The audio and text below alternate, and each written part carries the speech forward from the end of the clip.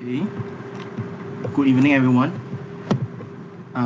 Today PEKOM is very happy to host Mr. Asad for today's event.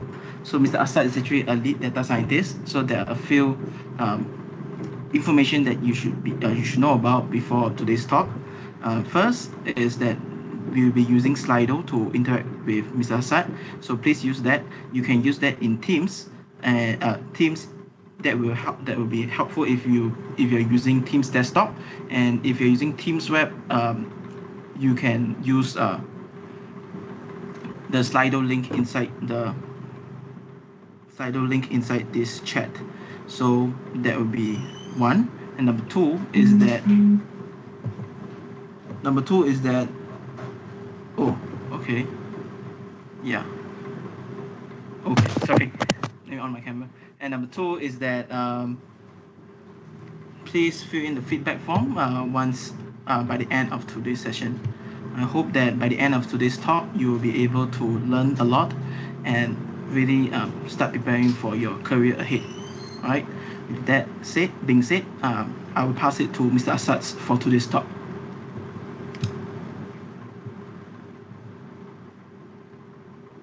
Hello, good evening. How are you all? So I can't expect you all to answer everyone unmute and answer. So instead of that, I hope that you can just do some reaction. If you're feeling sad, you're feeling happy, you can do a laugh or you can do a heart if you're very much loving the Eid environment going on right now. So maybe if I can have in the chat, right? Let's see if you can open the chat. If you can share with me, how was your Eid? Like if everyone can send me a number of how many open houses have you gone for on Eid. Those that send 0, I might invite you to my house to open house. No, just kidding. And can anyone share in their chat how many open houses have you gone for?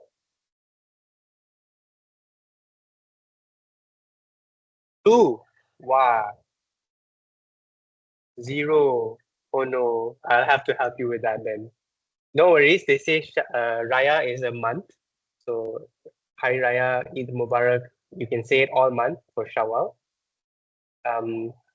Maybe the others are still a bit skeptical. Can I learn something or not from this? So I hope so, inshallah, you can learn something from me because I have about maybe a 7, or if you're in your first year, maybe a 10 years head start on my degree. And I have been in career for a bit longer. So I hope that I can impart some of my knowledge on how to frame your career. So let me share my screen. Jonathan, if you can help me, can you tell me if you can see my screen? Yes, I can see your screen. Okay, thank you. So first, let's go into the Slido.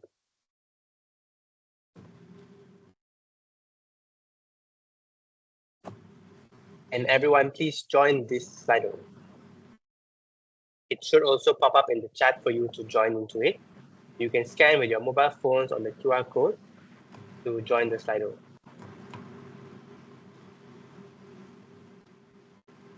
I also just put a disclaimer here that even though this talk might be advertised to be till 10, I'm a bit busy nowadays, so I will have to cut it short. So maybe until 9:30 max for questions, but the talk's content won't be too long. Okay, so is there any way I can check? Okay, let's see if I go next. Will I be able to see how many? Okay, why don't I see? Bit of technical difficulty with Slido. I'm not really familiar with Slido that much, but okay.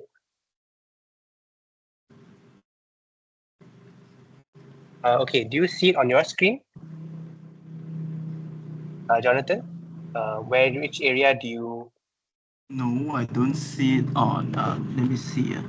Okay, let me Have try you joined if the I slide? can. Wait, let me try to start poll. Okay, the ones which area do you realize you need to work on the most, right? Yes. Okay, let me start poll. Okay, I have to click start. Sorry. It's okay. All right, so everyone, please vote here. You can use Slido in Teams or Slido on the internet. Yes. Web. So in most companies we use Mentimeter. So Mentimeter, and sometimes we use Kahoot, but Slido is new. So okay, let's, without the technicalities aside, let's vote here. What this is basically for me to gauge, let's say when I'm sharing, right? How can I tailor my sharing to be more attuned to what you need, right? Like what what is your challenge in career? Are you having a challenge in career, or do you feel you're confident but you want to become, like, just want to check, like, okay, what area you think is your weakest? So maybe if you're strong in all of it, but at least choose one that you want to know more. I can see more people are voting for interview preparation. I don't think we have all people voted yet. I think we have 15 people, 16, 17. We have about 36 in the call. Let's try to go for 35 at least.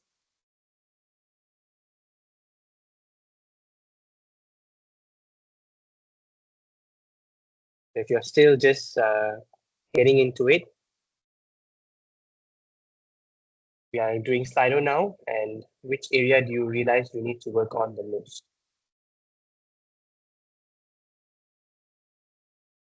While we're waiting, maybe anyone want to share while like unmuting? It's very chill here. I'm not gonna bite you.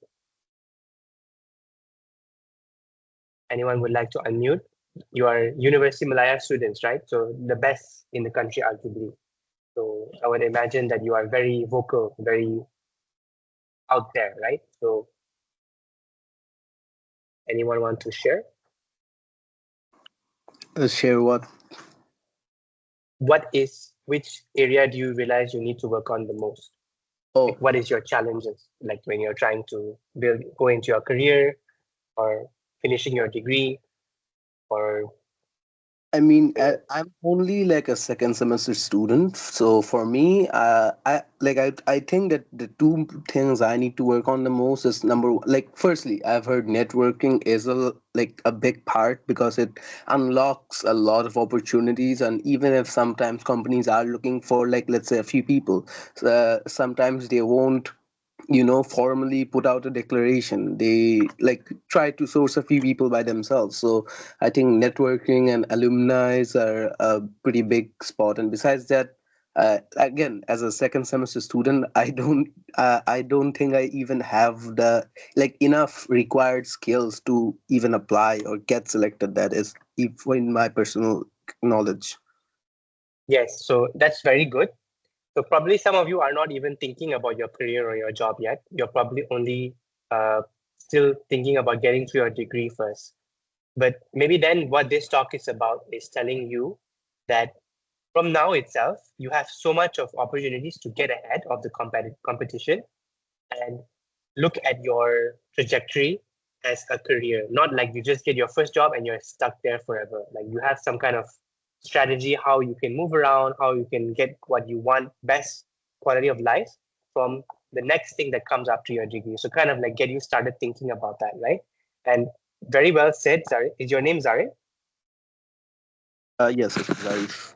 Yes, very well said, Zarif, that uh, it's very, very, very, it's so true that networking is actually not just important, it is in fact pivotal. Like it is what ensures that you are able to, when do we ask questions in slide again, or do we repeat directly? I will give you opportunities, or you can raise your hand and Jonathan can let me know that you have a question. So since this is a small crowd, I think it will be easier to do that. I don't tend to do this when it's a very large audience, but since we have a bit more of an intimate group, we can afford to have a bit more questions around the table. So it is very true. Yes, it's very, very true that networking is pivotal. And without networking, you can actually end up in a situation where you're not able to get a job at all and you're not able to land your job. So I'll give you some knowledge, right? Some word around the street is that majority, like statistically proven, that, and you will find this from any YouTube channels, is distilled information for you from my own personal experience. Majority of jobs are earned or gotten through referral, not through a job application, not through a recruiter, not through any AI. Nowadays, the new trend is AI systems. You just plug in your resume or you just chat with an AI and the AI gets a job for you. All of those are proven to be not as the most effective as a referral, because jobs, end of the day, involve people, and people trust people. So if I know someone in my team and I trust them and I know they can do the work, probably they know someone also that can get the job done well for me. So there's a lot of referral process going on in jobs. And there's also referral bonuses. When you join a company and you are working in a company for some time, you actually have the ability to refer someone and get a bonus for referring them. So it is true that you really need to network. It's very important. So this smaller amount of people that are saying they want to learn about networking, I guess they fit in Zarif's camp, that they want to know more about networking and reaching out to the alumni. Noted that you have a question for later. I will give you a chance to ask that later. We have a dedicated section also for Q&A, but let me know at any point of time that you want to ask specifically on something I'm sharing. I can share more on that. So let's cover a bit about interview preparation. So I guess that's also because you guys are probably looking at that first thing as the most dangerous or the most scary for you, because you don't want to go into an interview and then feel like you don't know what to do. So I can't go into so much depth coaching you in interviewing. You can most effectively for me was in my era was going to YouTube and watching videos that teach me how to prepare for interviews. And you can also download LinkedIn, install it on your phone, and start connecting with people. And your networks will actually automatically, your feed will grow into that bite-sized information that you need about how to prepare for interviews. There's lots and lots of wealth of posts by people just like you or slightly ahead of you that have valid and most current advice how to prepare for an interview. So one of my biggest takeaways from this talk would be please install LinkedIn. LinkedIn is very, very helpful. It is one of the most helpful career platforms out there. There are competitors, but LinkedIn is really gaining a lot of traction in Malaysia. Even our ministers also are campaigning a lot on LinkedIn. So LinkedIn is really something I would advise you to get.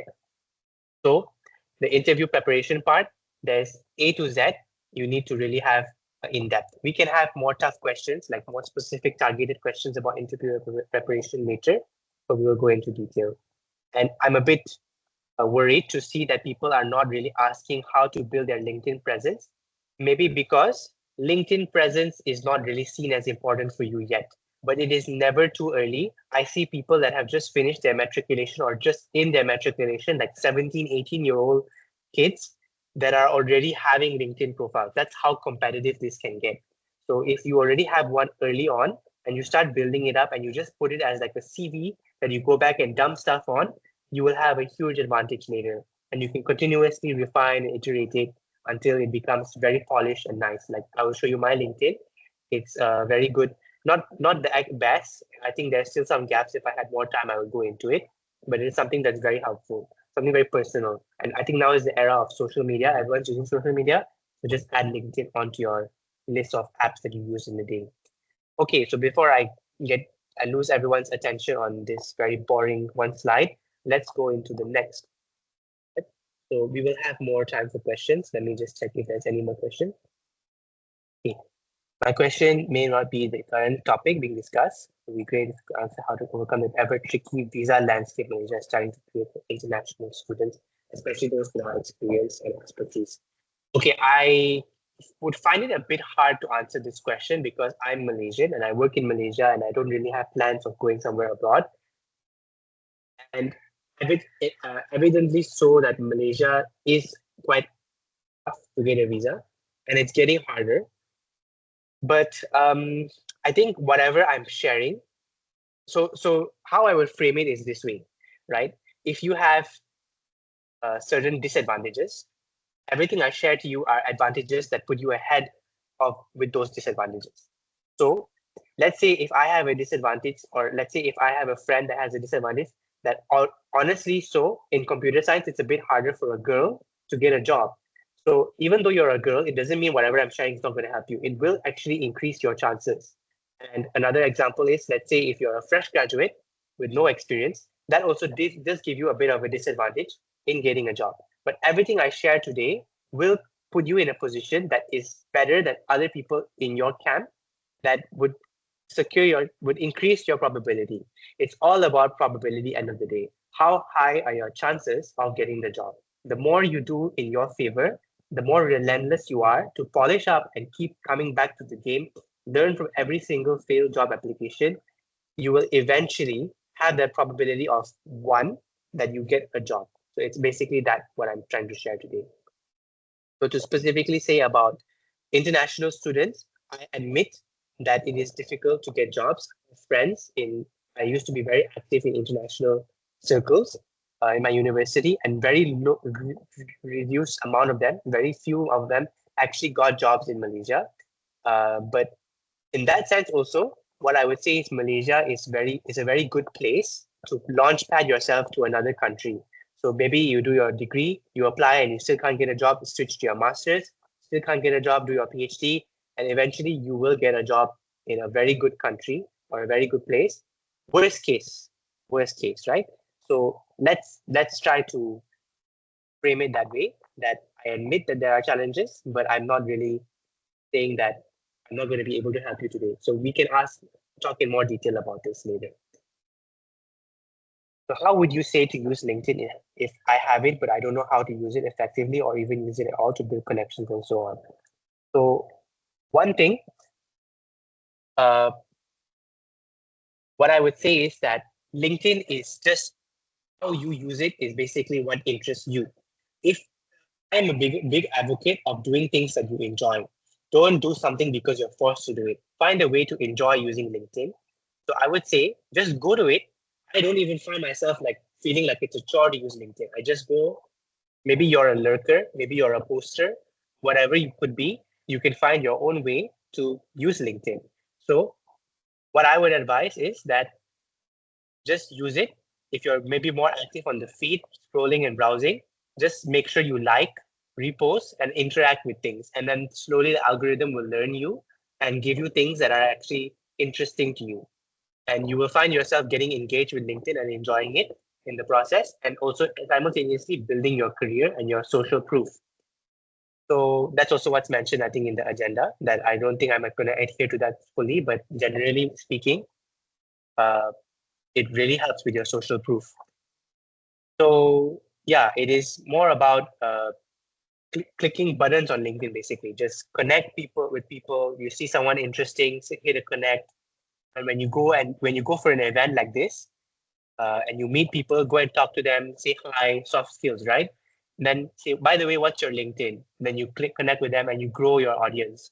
And that's why I'm asking you to start it early, because the earlier you start, the more you can grow your network. Because when you start now, when any event you go, like in fact, one of the biggest things I would say is download LinkedIn right now and start setting it up. Even if you don't listen to me fully, if you at least set it up, I feel like I've achieved something. So if you have that LinkedIn profile and you are sharing it continuously with people and you're connecting with people, and eventually you will see your LinkedIn has grown into something that is your competitive edge that other people don't have. And that's what I'm trying to instill in you now, because LinkedIn is very useful. I'm not trying to say that you completely abandon your studies and just go LinkedIn hardcore. No, you can't sacrifice your studies and everything just for LinkedIn, but keep it there in the background. Keep it like standby, like as something that you're in your belt, under your belt that you're using. Okay, there's literally a 13-year-old Pakistani kid showcasing his Kaggle progress, becoming a Kaggle Grandmaster on LinkedIn. So basically, better start LinkedIn link today than the link. Yes. So it also requires a bit of resilience to use LinkedIn because it can be draining on your mental health a bit, I'll admit, because I did a storytelling talk last time and I found out that LinkedIn actually is one of the most demoralizing social medias to use. So it can be, you have to kind of build that thick skin that other people's career success is your mindset, right? Other people's career success does not undermine your career success. Everyone is racing against themselves. No one is racing against each other. If you can have that mindset, right, you can use LinkedIn productively. if you have that mindset that I'm always looking at what other people are doing and getting confused, that will actually detract you and make you feel like you're not able to do much with LinkedIn. So I will admit also that there is a bit of a mental health battle with LinkedIn at first, but eventually, if you overcome that, you will really see the benefits of using LinkedIn. Not gonna lie, LinkedIn is my primary social media now. Yes, me too. I have more followers on LinkedIn than Instagram. Maybe drop me your LinkedIn on the chat. I'll try to connect with you later. I want to compete as more followers, but it's not a priority for me. But it is something that I'm doing. So no worries. Okay, so let's go into the talk. So maybe we might end up taking 2 hours because we are getting very good questions and feeling that I have some things to share about everything you're asking. So let's keep it going. Okay, so starting a career, not a job. So why I chose this title was at first I wanted to do a lot more for PEKOM because Jonathan was very organized. Kudos to the team, by the way, and I felt that I really needed to do more. But unfortunately, well, really not unfortunately for me, but unfortunately for you guys, I'm getting married. So I'm a little bit busy with that. So and I also just started a new job and I'm doing my PhD at the same time. So it's really a challenging time to be able to make time. Not as free as I used to be last year when I was helping with some things. But I hope I can at least share some things with you today. And the topic of starting a career, not a job. So I am a lead data scientist. Uh, secret, secret for you guys. Don't share it and spread it around too much. But I'm actually a lead data scientist at Johnson and Johnson Singapore. So I'm very privileged to be able to work this opportunity with Johnson and Johnson to be a lead data scientist in the life sciences space. So if you have any people in the chat specifically that are life sciences enthusiasts or data scientists, enthusiasts like aspiring data scientists or computer scientists in life sciences domain, please do especially mention that when you send your connection requests in your connect notes so that I can follow up with you later about maybe comparing notes and sharing what we're learning. Because end of the day, as much as I'm sharing and I'm the speaker today, I thoroughly believe everyone is always learning. So I would also love to learn from you guys. Okay, so the reality check, right? Maybe I take a pause because I've been sharing quite a lot. It must be a bit heavy, right? The reality check. The starting line is a degree, right? It gets you an interview, but even that doesn't get you the job. So we're talking about a career, not just a job. But even your degree and going to that job also is not guaranteed just with your degree. You might feel like, haha, I'm doing my degree, I'll get a job. But the reality is that nowadays, I think I read a statistic that almost 70% or 80% of 24 to 20 to 24 years old people have degrees. So it's something that everyone has. What sets you apart, right? So it is basically a requirement now. It is not something that is an edge. Our parents' era, maybe more of my parents' era, they used to say that you get a degree, your life is set. But that's not really true anymore. That's not really how it is now. You even have a master's degree, you're still competing with people. So it's not enough. You need more than that. And the pace now is that the tech industry moves faster than any university syllabus. So another reason why degree is not enough is because whatever you learn in your degree today, or what you're learning in your first year now, might be the fundamentals of computer science as of its now. And that also maybe with a lag of 1 or 2 years. But when you graduate, right, the whole landscape will have been disrupted and things will work differently. When I was studying my degree, there was no generative AI. And now generative AI is the big thing, and nobody cares about like optimization and simulation and genetic algorithms. Maybe those are important, but the booming thing is more of like AI. Everyone wants AI, and now the most latest thing is agentic AI. Everyone's talking about agentic AI and also AGI, right? So that's why, especially for you guys as computer science students, it's very important for you to look beyond just your degree and find the chance to do more than just your degree. Like equip yourself and in other things, right? So I will guide you on that.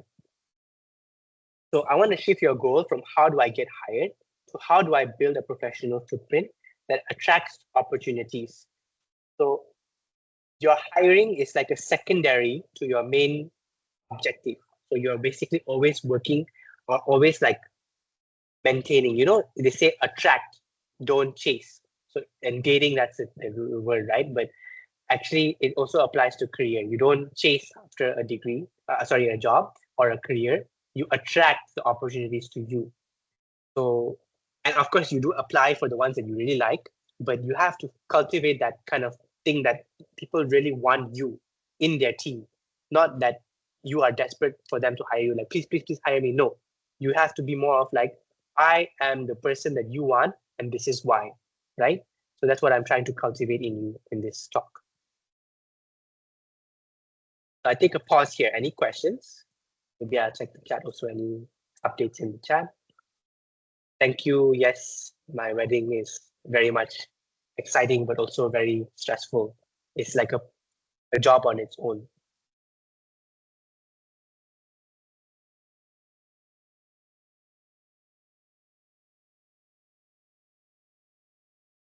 Okay, so I think you guys are still processing or maybe thinking over certain things.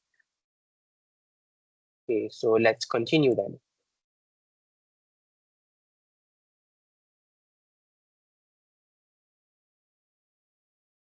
So nowadays, people have resumes and you share it as your first foot in the door. But people also they don't really maintain their resume in private or like keep their resume like hidden vault in a server somewhere in Timbuktu. They actually have LinkedIn publicly exposed, and that's their persona, and everything that they are is on their LinkedIn, because you never know what are the keywords that people are looking for. Maybe it could be some very trivial project that you did long ago that has triggered someone to reach your profile. So that's why it's very important to have your LinkedIn as a publicly legible and exposed resume, rather than putting a resume on your LinkedIn, but designing that with all the search engine optimization, your LinkedIn, right? And it's like an active live broadcast of who you are and what you can do and everything that you can bring to the table. And there's that specific, so LinkedIn has its basically its profile components where you can build your different elements like your certifications, your work experience. And by the way, just before I continue, right, LinkedIn didn't sponsor me anything. LinkedIn is not giving me any commission for this. I probably should record this. It's recorded, put it on my YouTube channel, and go to LinkedIn. Look at how many people I'm bringing for you. But never mind, it's just 38 people. But I'm promoting LinkedIn because it generally works for me. So that's why I'm telling it to you, right? So on LinkedIn, you have the profile elements and you have the posts, right? So you can post and react, and also all the social aspect of it is very much optimized to reach audiences that are like you or that you're trying to reach out to. They handle a lot of the promotion process for you. They handle a lot of the management process. It's not the prettiest UI, but it is very, very functional. And that's where you want to put your profile elements. And also at this point, when I'm mentioning here, document the process. So share the messy parts, be very personable, be very humane, right? People, end of the day, people are using LinkedIn, not AI agents. So when you want genuine connection, you trigger that most emotional sentiment. Like, I'm very upset that today, maybe not upset because you want a positive one, but like I'm so enthralled or very happy that today I was able to finish this project that I worked so hard on. And here's why it's meaningful, right? And here's how it can help you. And here's how, and it's like basically a soft sell. It's like a pitch of you continuously, right? And it's also a process of you getting yourself out there. So squash bugs, new frameworks, make it your own style, right? Like how you want to promote yourself. And show, don't tell. Problem solving proves more value than a polished certificate. So that's also another thing, right? When it's very human, very personable, people don't just say, okay, this is a certificate and that guy is certified. But like I see every day on data, like in my feed, I see people posting data engineering milestones. Like, I made this pipeline for my girlfriend because she's very stressed about her finances. I made this thing for my friend because he's very he helped me a lot and he's very stressed about his FYP. I built this because it's like very humanized, right? Like you're doing it as part of your passion. You're doing it as part of what really drives you, right? You're not just doing this career, or not doing this job because you are getting money for it, but because you really enjoy it. And those kind of people are what people really want in their team. I'm not trying to tell you that you have to do all this and baru you can get a job. Like, I'm not telling you have to do all this, now only you will get a job. I'm telling you that be passionate about what you're doing today and translate that into a social media that people can see. And you will really be at the forefront of where you want to be. Engagement is key. Thoughtful comments build visibility faster than cold outreach. So then you might be one person that is putting all your profile. You might be one person that is putting all the posts, but for some reason you're still not getting traction. So a lot of people always ask me the secret behind how come my posts are so are able to generate so much of reactions. Because I had a post once, I got 500 likes, and I don't even spend that much time like posting. Like I'm not even posting something that's so fantastic. I'm just posting something more personal, right? So this is where my secret behind that I'm sharing with you exclusively today is that I actually engage a lot with people behind the scenes. I send people messages that I find interesting. I put comments on people's posts. I like people's posts. I react to people's posts. I talk to people in person about what's going on LinkedIn, kind of driving them towards my LinkedIn profile. And I'm not doing this all just because I want money, right? I'm doing this all because I'm so passionate about my life, of my career. Right? I'm so in love with whatever I do that it doesn't feel like work. So this is also what I'm trying to cultivate in you, that enjoy this process, enjoy life, enjoy this whole process of working. And LinkedIn is like a canvas for you to share that. Maybe I admit that this talk might not be so suitable for people that are very private individuals. I'm also becoming very private, but it might be helpful for you if you still want to have, maybe if you're private, then you can also not post so much, but still find a way to leverage it, right? There's all kinds of people on LinkedIn. Find those role models that you want to follow and follow them. Okay, so before I continue rambling on too much, let's see what's going on in the chat. Okay. That just goes to show how good it is. LinkedIn, they don't need to pay someone to say how good it is. Yes, they're not paying me. It's really good. I can translate. I'll check it out later. If you guys are free, you can check it out. Okay. So then next topic I want to talk about is the career ladder, right? So what is important is like, okay, I want to tell you, right, that career is not linear. Career is not point A to point B. Well, it is point A to point B, but point B can change to point C. So the best way to imagine life or career, in my opinion, is like a GPS, right? You want to get, let's say you want to cari makan, or you want to go and find food, right? So your goal is to just eat something now. So you might Google in your Google Maps, I want to go to a restaurant nearby me, right? Like, so I maybe search for like roti canai or teh tarik, and then I put in the location, and then my current location, it brings me there.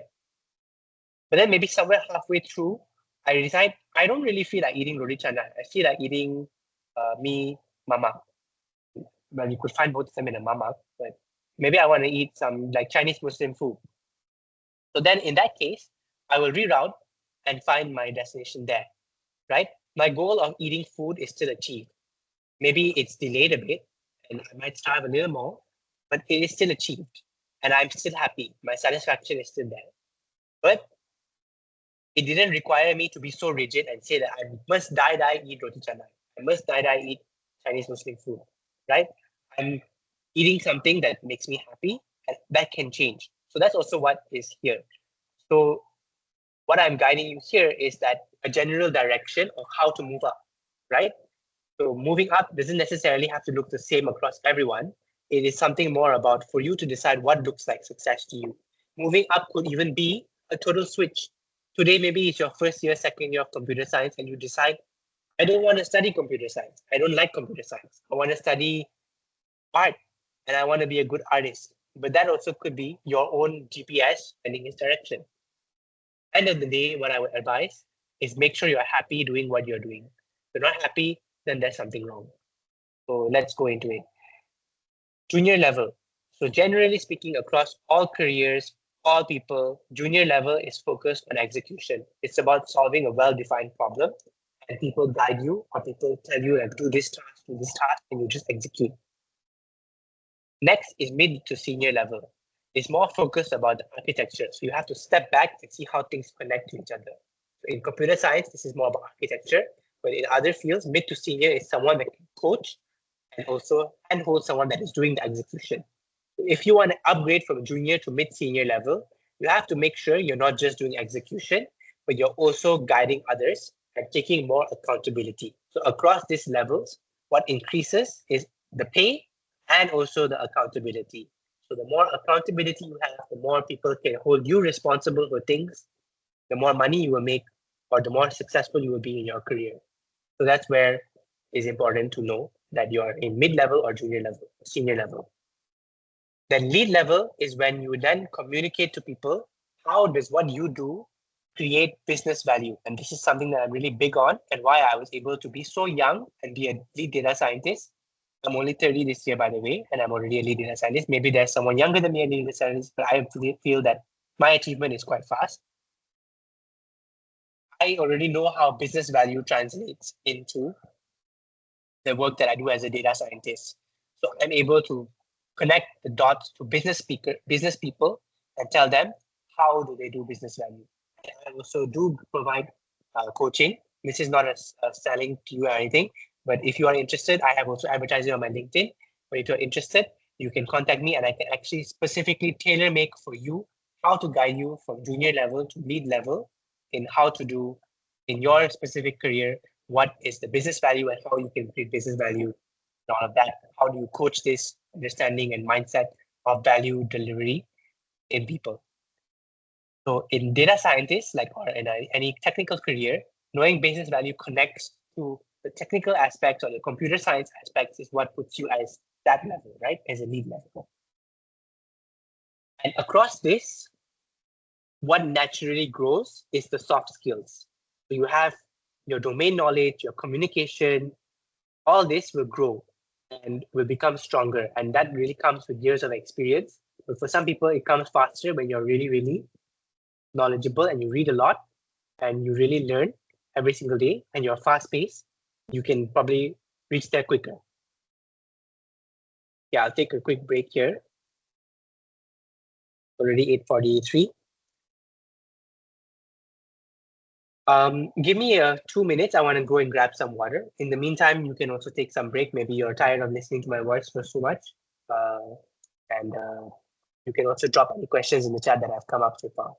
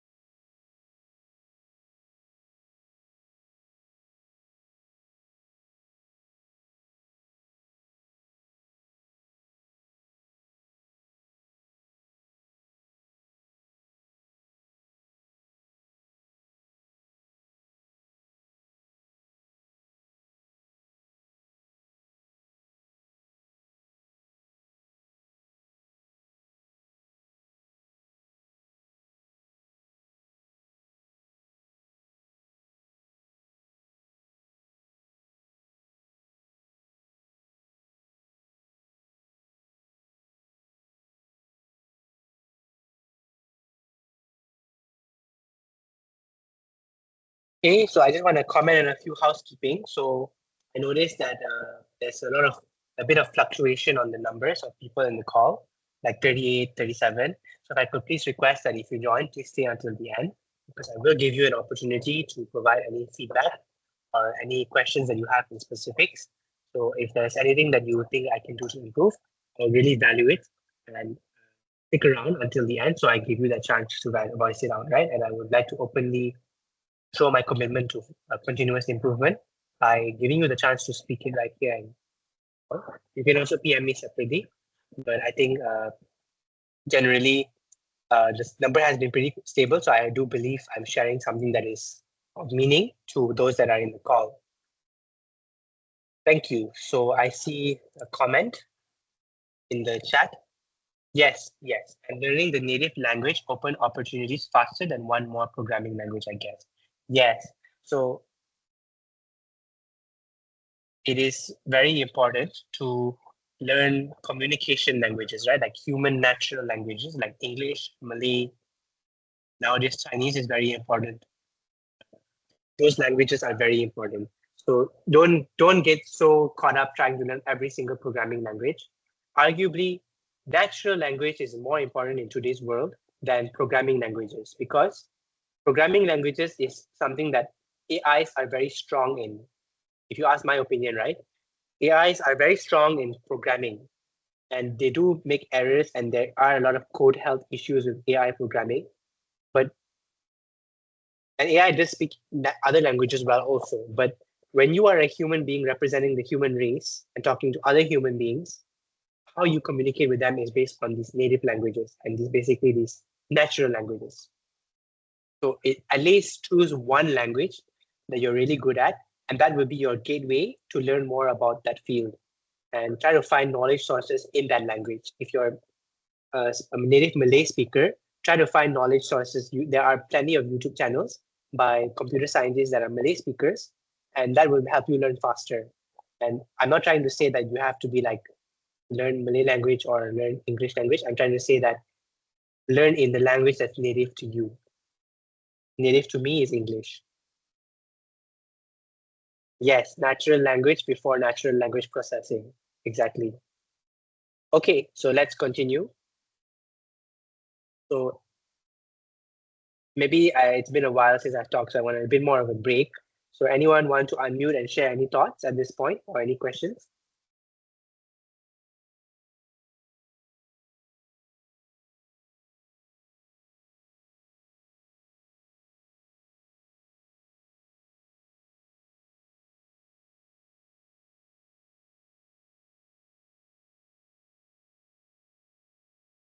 Take that as a no, and you are diligently listening. Okay, so let's go into the next part. So if you have a LinkedIn, I would probably be right to guess that your LinkedIn says something like student or computer science student or first year student or undergrad or undergraduate. But I would be an advocate for you to not have that kind of profile. I would say that on your headline, please put something like what you want to be when you graduate, or what are you striving towards. And if you don't know that yet, it's maybe fine to put student, or at least put what you're interested in. And your headline can change every day. It's fine until you find something that really makes you feel comfortable that you look at.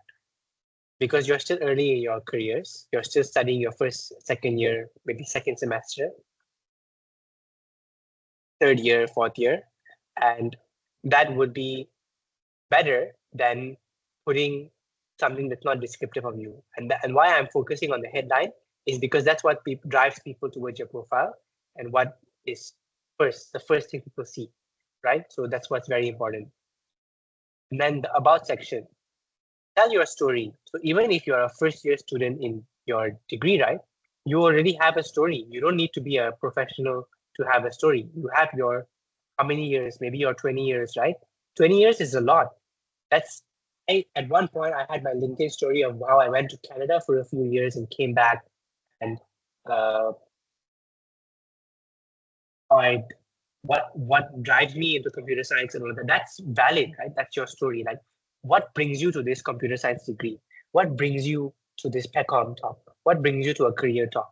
All of this, right? It's important to capture that and tell it as a very personable story. So just think about who you are, what drives you, why are you in tech? Why are you in computer science? And write about yourself and put it there. And honestly, please don't feel shame in it. Like nowadays, the age of digital, right? Everyone has social media. No one is thinking in their mind that this person is so arrogant, or this person is so proud, or this person is so poyo, as some many people might say, or this person so. I don't want to use it. It's actually a vulgar word, but in Chinese, there's also a word you know lah what it means. But uh, no one is going to think you're very proud or arrogant. Just write about yourself, and people that visit your profile are interested to know about you. They're not going to think that way about you. And use action verbs, quantify results, and link the repo. Link to your repo.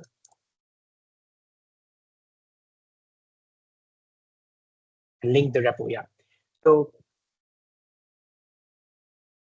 if you're still quite early, it's a bit tougher to do this, but at least tell people, let's say if you had your matriculation or your high school, if you did certain projects or you did something for your community, like something that you did for someone not your family, like some others, like in a community, that also is valuable, right?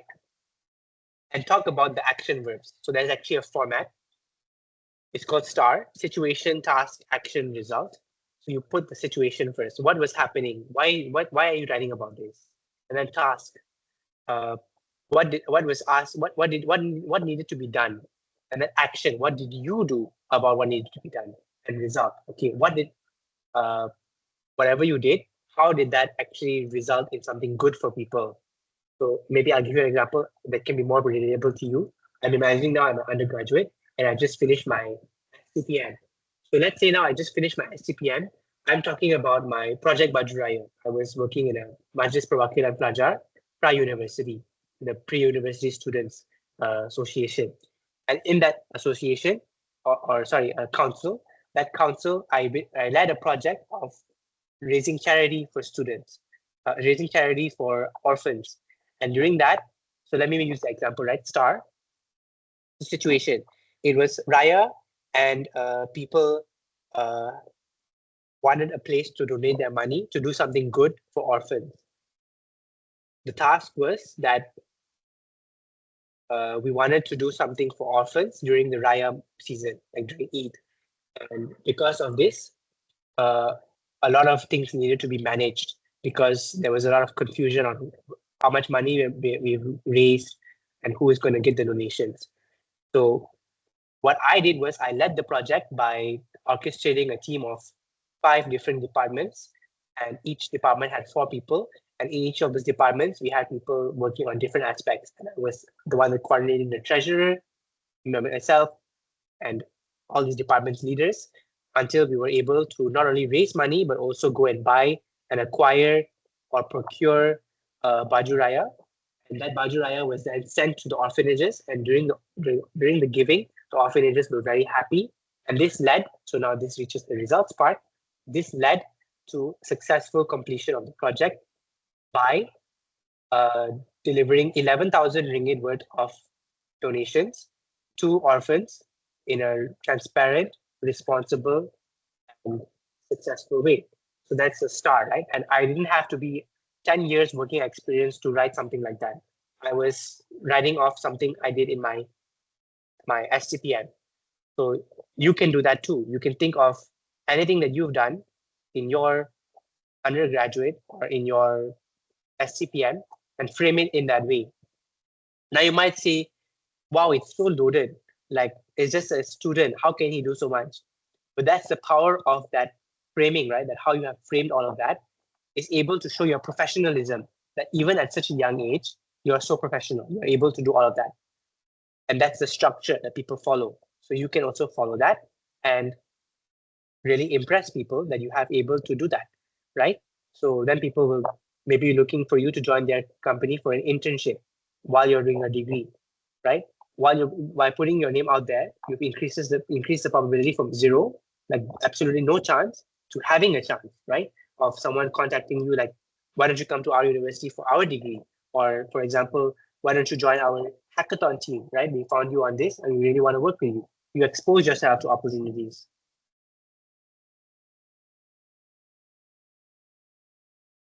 Okay, so then part 2, reverse engineering. So maybe before I go into part 2, I'll show you my profile.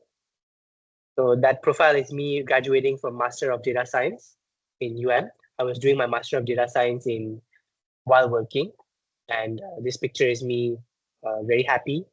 My personal brand is one of someone that is approachable but professional.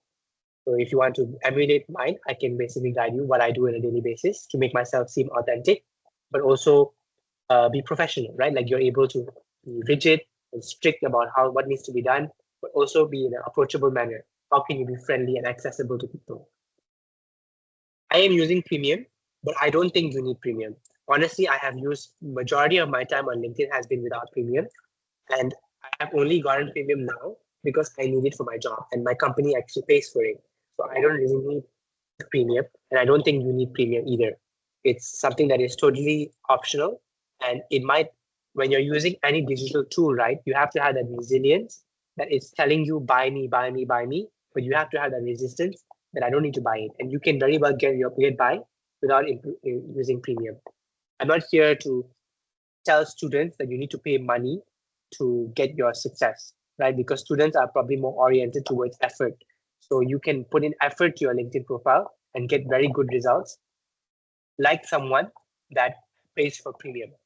And generally, when you get older and you have money, you will put money into places where you don't want to make as much effort because you don't have that much time. So you can actually very well succeed on LinkedIn without using premium. So I'm actually currently on a hiatus on LinkedIn. Like I'm not really using LinkedIn much. I haven't posted my job update yet also. But even then, I have 328 profile views in the last rolling 3 months. And that's a testament to how well my LinkedIn is gaining traction as a data science leader in Malaysia and generally. So here I have my title, right? So I keep it simple, data scientist. I'm not trying to be flashy, trying to keep it simple. You might find it works better for you to be flashy. And then my profile language is in English, and it's very important to have this being stable. Don't let this change too much because a lot of your search engine optimization is dependent on this. So choose this and choose it for a bit longer. Don't let it change and put it on all your resumes. Put it everything the same, right? So think of something short and easy and put it as your profile URL. You can put your full name if it's short enough, or put something short, easy. Okay, and then about, right? So this is about me. So I put a lot of detail about. So my strategy is to basically, if it's a very angry, jealous person, neutralize that. That's what I'm putting this for. Or if it's someone that's already very happy and wants to know about me, find out more, right? So that's why I have put it in this way. But you might find something else that works for you, like another way of telling your story or something, but this is what works for me. So about which should be a bit detailed. And at the end, so I like to use Monroe's motivated sequence. The Monroe's motivated sequence is basically attention, need, satisfaction, visualization, and action. So at the end, I always like to have an action. What should they do? So they can do something, right? You can send a connection request or something, like something they should do after reading my About Me page, About Me site element. And then at the start, it's basically catching their attention. What's so great about me? The need, why am I doing this? Satisfaction to the need, and then the visualization, like how do I help, right? And then I don't really use featured, but you should probably try using featured.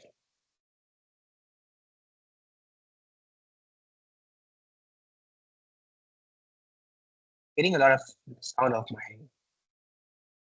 devices connecting and disconnecting. Is there any problem with my audio, Jonathan or Alia? There were a bit of disturbances, but I think for now it's okay. Was it very bad? Not audible, what I'm saying? Yes, currently it's audible. Okay. Just let me know if there's any audio issues, yeah, Jonathan, or any of the other organizers. Okay, so here, this is where you can also choose something. I don't use it now, but you can actually create something called featured. So featured section is basically posts that you want to stay there forever. or be at your front, right? So I can't really remember exactly how you do the featured, but there is a section you can create.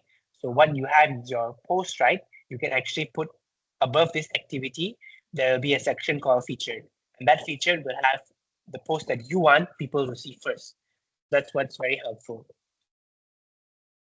Then next, the most important thing is your experience. And this will evolve over time. So it is perfectly fine. No one is going to hold it against you for putting lots of experience that's not really real working experience. You can put your internships, your volunteering, your university projects, your PEKOM, like maybe Jonathan is in PEKOM, he can put his PEKOM there, or any societies he joined. Basically, any work you've done that is well curated to what you're trying to be. So one of my big, so let's pause and let me emphasize this. The biggest mistake I've seen on LinkedIn that damages people's LinkedIn profiles is that they put junk in it. So what do I mean by junk? It means something that's not consistent what you're trying to be. So I have done so many things in my life. I've done volunteering, I've done chess, I've played chess, I've done debating, but so long as it doesn't have my purpose of like really catching someone's eye in data science, I try to downplay that and I try to don't put it as a front facing thing, because end of the day, people are looking for certain qualities of a data scientist. So those things that I enjoy doing are just make me who I am, but I really need to make sure it's a good pitch. So I don't want to put things that will confuse people. Like I don't want to put things that will make people think like, what is this? So a lot of things I see people do is they put like waiter job or something like this. That's good. You need to make money, but don't put it like a waiter job, right? Like find a way to put your jobs or your works in a way that actually shows what's good towards what you're trying to be, right? So if you're like, let's say you're working part-time now as a waiter, experience is not really about what makes you money. Experience is more about what makes you a good data scientist, like for me, or what makes you a good maybe front-end engineer or a cloud engineer. That's what experience should be. So it's that, in my opinion, you could find me on the top of the hill for it, but I would die on that hill. That it's a huge mistake to put things that are not relevant to what you're trying to become. So try to make sure your LinkedIn only contains details of what's relevant to what you're trying to become. So here, I do have IDT Global Graduate, Junior Software Developer, all of this. That's not really relevant, but it is in the IT field and it can show that story of becoming relevant to who I want to be now.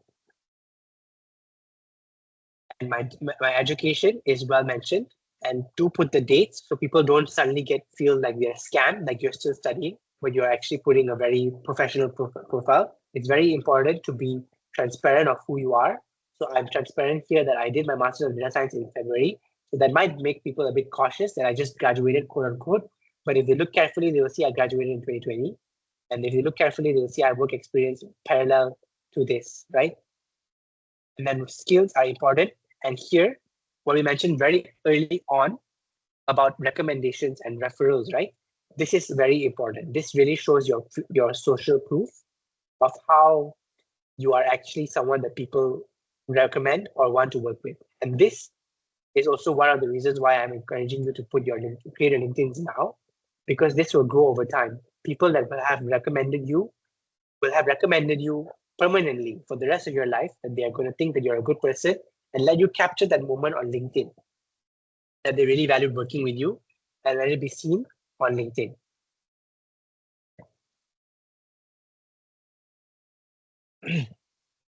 Put your languages that you're good at and try to be like a bit more fleshed out. Any languages that you know in limited working capacity also. I'm not an Urdu expert, but I can speak Urdu. So I put it there. I'll get around. I think I got a spike of connection requests while doing this talk. I'll get around to your connection requests later. But for now, let me continue. Okay, so before we move on to the next topic, any dying question, like very burning questions for LinkedIn profile?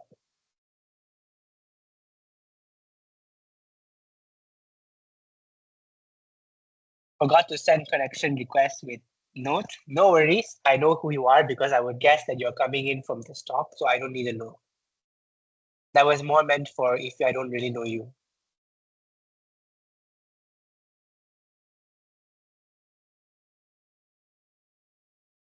Should we only post more official or professional stuff on LinkedIn, or is private life fine also? So how I would answer this? So there are two questions, right? Is there something like adding too much on LinkedIn, or is anything fair game? And I really noticed that Zarif is asking a lot of questions. To Zarif is all to your benefit. I hope more people can also ask more questions, because Zarif is asking from his perspective, right? And I'm helping him. And maybe your questions are consistent with his, but you do need to voice out your questions also, so I can direct my answers towards you. So please try to make full value of the session. You're sitting in. It's an interactive online session. It's not, you're not going to watch a recording later. So the ones watching the recording don't get the chance to ask me questions, right? Please you have leverage this chance. So to answer your question, generally speaking, no private life. Like you won't find my wedding mention on LinkedIn. You won't find my best friend's birthday on LinkedIn. Unless there is some way you want to professionally frame it. Like, let's say I want to talk about let's say like one day I want to wake up and say that a post that I managed to be able to concurrently fulfill my PhD, lead data scientist role, and my marriage at the same time. But not because I want to talk about my marriage, but because I want to pitch something professional to people. So that's what I would say. That it's more framed towards professionalism.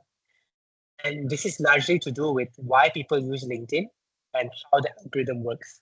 The algorithm is not really going to promote very fun-oriented things or like personal things, unless it feels like it is designed to drive professional network in it, like traffic. LinkedIn has an ecosystem. LinkedIn serves a purpose to drive people to apply to jobs and jobs to attract talent. So there's a lot of money made in that process. But how you succeed in that process is by pitching your professional stuff and getting a good job from it. That's how you get your career, right? Your LinkedIn is very much how you design your career and structure it on LinkedIn will be very much favoring that. Is there something like adding too much on LinkedIn, or is something fair game? There is a balancing act. You shouldn't add too much. And generally, my rule of thumb is if it's not aligned to what you want to be, don't add it in your LinkedIn. So something like very personal or private, and it's not really aligned to your general professional facing persona, don't do it. Besides experience, I mean like posts or like stuff I'm doing and so on. Yeah, so stuff you're doing and like working on also could be, let's say you feel like you're spending too much time working on it and you feel like you're not able to share much, you can send like a quick update, like, by the way, I'm working on this and these are the challenges I've had and what I've learned so far. You might not have the end result yet, but you're able to get a post out of it, right? Generally, my frequency of posting is like maybe once every month at most. That's when I was very active, because there is also a game of not becoming like a broken record people don't want to listen to, right? Because then people will unfollow you, people won't really like your post. So there is a game of like having a quality to your presence. Like people want to see you, right? Like what's coming from you that's new, right? So they're keeping an eye out, but they're not like really forgetting about you. And is it important to like posts on LinkedIn every now and then to stay in people's feeds? And if so, how are we supposed to do that? Would you guys? Yes, but that is more of for your feed to be what you need it to be. So it's more of like your morning newsletter or your newspaper, what you browse like every day. If you have like you wake up in the morning before getting out of bed, right? Maybe you just want to browse something. Maybe you want to check your friends, what your friends posted on Instagram stories or TikTok. And then one of it should be one of it. by the way, what's happening in LinkedIn, right? Not like you're always like constantly on LinkedIn. Maybe I'm a bit more active on LinkedIn because I find myself there more often, but it's very helpful to do that. I built AI powered wedding manager for my wedding. Now it's open source for you. Yeah, like something like that, right? I might end up working on something that I might use AI for something related to my wedding that I might want to share, right, with people. So that might be a way to frame it, right? But not like I got married and I love my wife very much or something like this.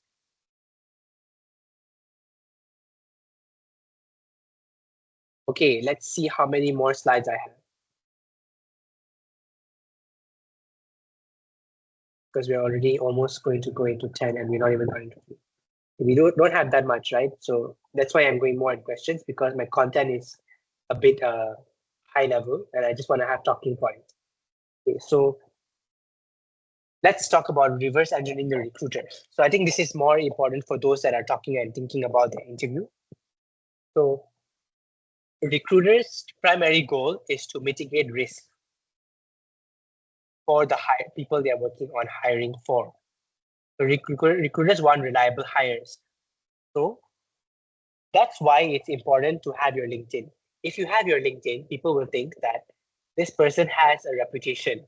And if they don't do their job well, they're probably going to lose their reputation too. So there's a kind of like an ownership to you having a LinkedIn, right? And now I want to move away a bit from having that LinkedIn page, right? Talk about the recruiter part. So let's say absent of LinkedIn, if you have a job that you're applying to, when I say recruiter, I don't mean those like from Hayes or from like any boutique recruitment agency. I'm talking more about the headhunter in the company or the person handling your recruitment that gives you the first round of interview. So that's why you want to have your LinkedIn because they want to have that ready, right? And the reality is that when you you cannot just have your LinkedIn and not apply for jobs. You also have to apply for jobs. When you're applying for jobs, you have to have that ATS friendly resume. So you can download or you can go to a platform like Novo Resume or maybe uh, what's the name? Zeti Resume. You have to pay money for it, but it's worth it. Or you can even ask an AI agent to create an ATS friendly resume for you, or even download a Word document template that is usually ATS friendly and design your resume and give it to a AI, like a generative AI, like maybe a Gemini or GPT, and find any ATS tool, the checker, and check how well does it register your data points into the company system.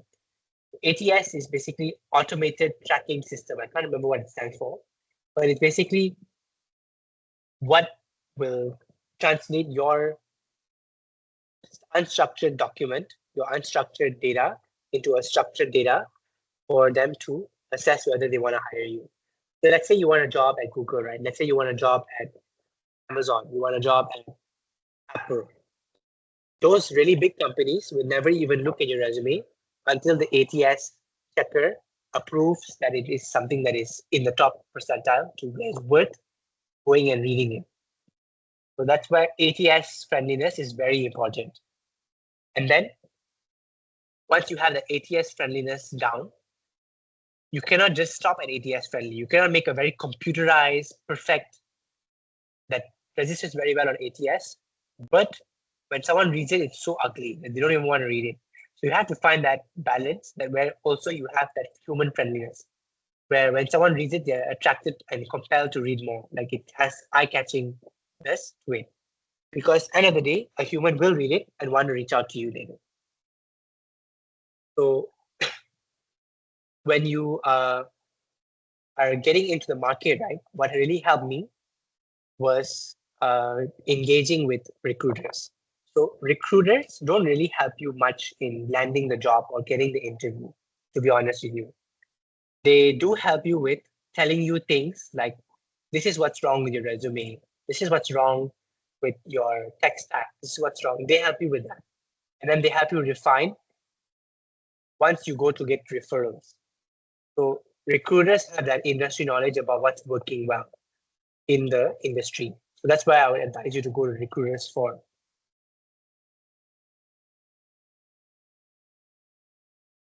And then this is one thing people don't understand. In very big reputable companies, right? If you want to, like, I have a career track record of working in some really big names in Malaysia. So I've worked for BAT as a global graduate, which is really tough to get in. I've worked as a data scientist in Petronas. I've worked as a data scientist in EY and Rockwool. And now most recently now I'm in Johnson & Johnson. So it can't be some stroke of luck, right? There must be something repeatable, something scientific about what I'm doing that I'm trying to share and impart with you here today. So that's where I'm telling you that all this I'm telling you, I'm distilling to you, right? It's a lot to take in, but whatever registers for you, that will be helpful, right? So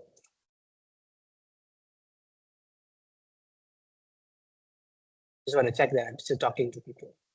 Okay, yeah. So that's where you have to understand the layers of the recruitment process. So the first layer, the first wall, first line of defense of a company before you get into that company is HR or culture or people part, like people that don't really know about the technical stuff. It kind of varies. Some places you go, they have the technical first, then the people. But there is always some layer of people aspect. Like, are you a good person? Are you friendly? Are you easy to work with? That's very important. All the reputable jobs have this layer. So you have to be like very soft skill, easy to talk to, friendly, something like that, like comfortable to be with. So that's where that layer is important to be able to prove to them that you're a good person. So they look for things like leadership, soft skills, recommendations, people that are well known, this kind of things, right? Or like good grades, like more universal things. They don't really understand the technical stuff, and they're not really bad in the process. They're just looking at general stuff, like people that are proven, right? So like a good CGPA helps this kind of people, right? If they see your CGPA is 3.78 or they see your CGPA is 4.0, they will be more likely to hire you, and they will more likely to pitch you to the technical hiring manager, because they know that this is something universal, that if you have a good CGPA, it likely means you're good in computer science. But they don't really know how to assess your computer science skill. They don't really know how to assess your technical skill, because they're not in the technical field. They're an HR person. So that's why they will look for those kind of things. So that's where you have to have like the cultural fit or that cultural add or that people aspect of your profile. And not just, I'm not really sure what I remember. I don't really remember what I meant by culture add, culture fit, but generally bring in diverse perspectives. Okay, then, so it's talking about strategic networking, right? So this is what I mentioned earlier a bit about whenever you go for an event, let's say you go for a GCP, like a Google Cloud Platform training, or you go to Google Developer Student Club. That's very popular in UM, right? Let's say you go there and you're in the session, right? Then let's say a speaker comes, or like people from that company that are speaking for your talk come. Go up to them. Go say, hey, I want to know you. This is who I am. This is what my FYP is. Or just say hi, I'm very friendly, and I want to connect with you on LinkedIn. They're not going to bite you. They're going to be very happy to do that, because it's also a sense of like, wow, someone want to connect with me. So I want to connect with them too. But people are very, very friendly about LinkedIn connections. Maybe if you don't want, if you're really, let's start to move away from LinkedIn a bit, because then people will maybe think that I think you cannot succeed in career without LinkedIn. You can. Another way to network, like if you're not a LinkedIn person, is to give your personal phone number or your GitHub profile. And maybe your networking, your networking is on GitHub. People do network on GitHub also. Maybe they're more technically strong, so they will basically network on GitHub. So very, very technically sharp and less on soft skills and branding and pictures, right? So they want to have a GitHub. So GitHub networking also is something very popular. And GitHub networking is like very tech first approach. Like you're really like very much like tech oriented. LinkedIn is a bit more branding oriented, right? And more popular for like big corporates, and you're more business oriented. So GitHub is more like if you want big tech solutions. So GitHub also is very important. So either of those, right? I kind of try to maintain both of them. I try to have a balance of 50% branding, 50% technical. But GitHub also is a very good strategy also. So networks, master strategic networking. GitHub is more about following people, starting, forking repositories, sending people your GitHub profile. Maybe you couple it with a YouTube channel that shows how you like walk through one by one. How do you develop those solutions? What were your trade-offs and decisions? I think there was a question about my GitHub profile. I haven't had the chance at all because I have a very high standard for technical excellence that I don't feel proud sharing things that I feel doesn't look, on first impression, doesn't look very well. So I can share you my link, my GitHub profile, but I will also tell you what I think is not good about it. I'll do that right after this. So it's GitHub networking is more about like, I know how to do this tough technical stuff and hire me to do it for you and I will do it for you. And that kind of trajectory, I'm not the most expert, but that kind of trajectory works for some people and is more about like, I can really deliver this new concept that no one knows how to do yet because I'm very current in GitHub. So I have a friend, a best friend that is very much GitHub oriented. He's all on Discord, GitHub. He does that kind of aspects. More like, you know, that stereotype nerdy guy that doesn't really want to be like in the camera. Those people succeed too. And you can find that kind of successful. So I'm trying to be a balance of both. But some people are all out on LinkedIn, consultant guys. Some people are all out on GitHub, very techy, not people facing at all, right? So you can find your blend and find master networking, but use the tools. And the fact is that at least agnostically on a networking level, you're doing something that resembles networking, using a tool to network, right? And that will really open you doors in your career.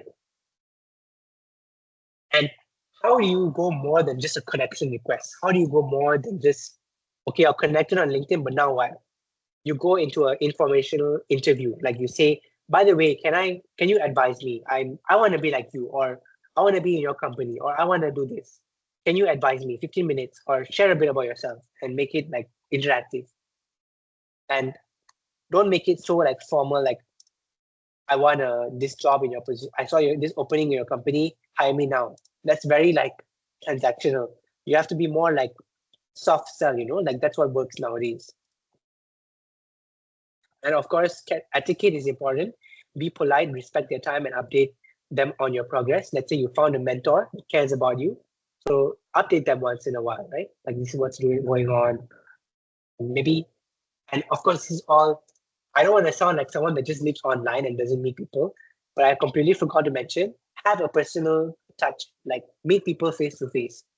Like I do that all the time, like on LinkedIn. Let's say I like someone a lot, like I feel like they're really, really always sharing content that I really like. I'll say, hey, let's go and meet for dinner. Let's go and meet for lunch, or let's grab a coffee. Or if they're coming to UM, let's meet in UM. I'm in UM all the time. Or let's say you have UM friends, let's meet in UM. And also another thing about networking, right? Networking is an investment that you never know when will pay off. So don't be conservative about who you network with. Don't say like, I'm a data scientist now, I should only network with data scientists. No. Absolutely no. I network with pharmacists. I network with lawyers. Anyone that I meet, right, in my life that seems like they are quite well off or well positioned in their career professional, I network with them on LinkedIn.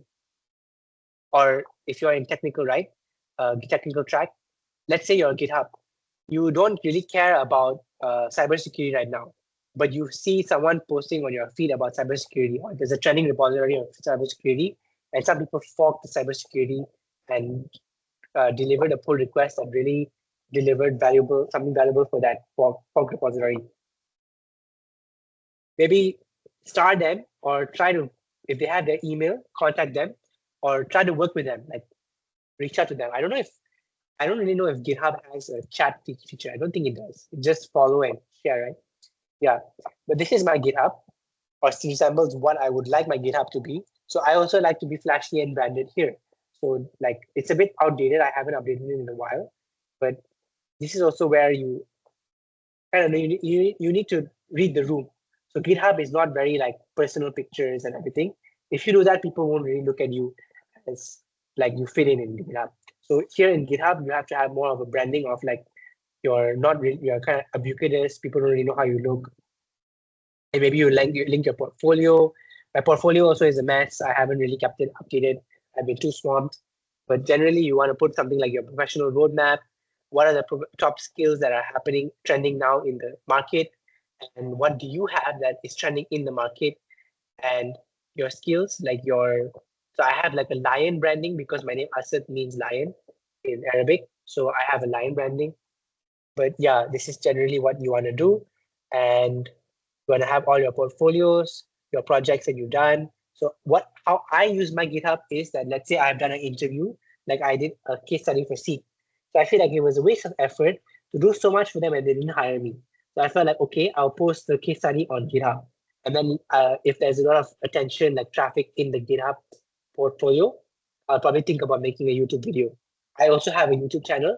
It's also not that updated, but I do tend to, like, let's say this is a recorded session, I'll probably post it on my YouTube channel. Okay, so I'm going a bit on and on. So I don't know how much you guys are listening or if your brains are fried. So I'm curious, what did your GitHub look like when you were building your path to a lead role? Okay, so you weren't asking how it looks like now, but you're looking at asking how it looked like then. So back then, it was just all my university projects. It was just whatever I did, any course, anything I did that was a code, I posted it on my GitHub. So even if it's something that is so niche and no one knows about, like Prolog or something like Lyra, like Lyra, like Prolog people know, but Prolog is not really common nowadays anymore in the industry.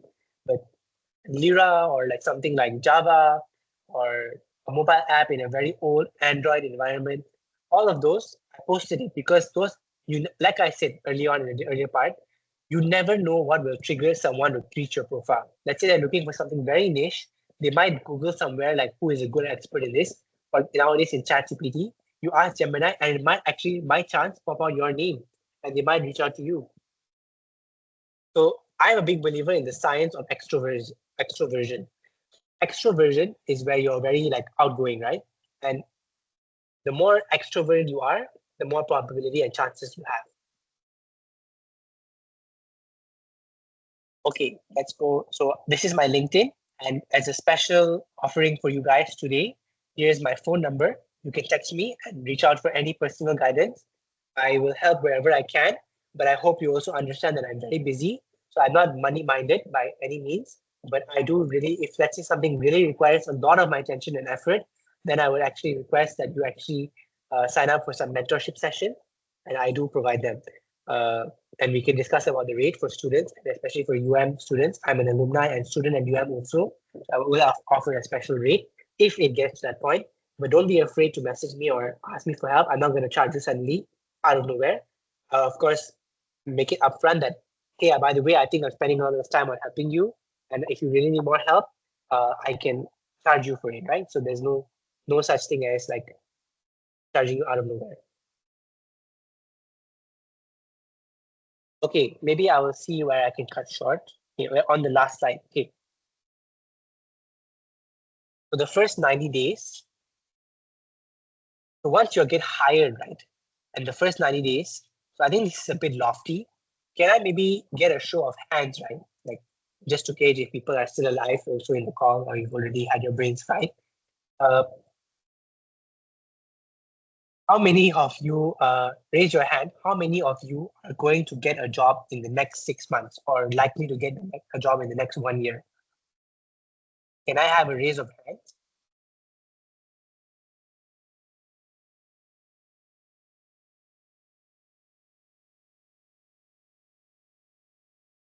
Okay, wow, there's almost 13, 14, almost half of you, quite a lot of you that are actually going to get a job very soon. Or I say 1 year, one very soon, because now let's say you have 0 done ready, right?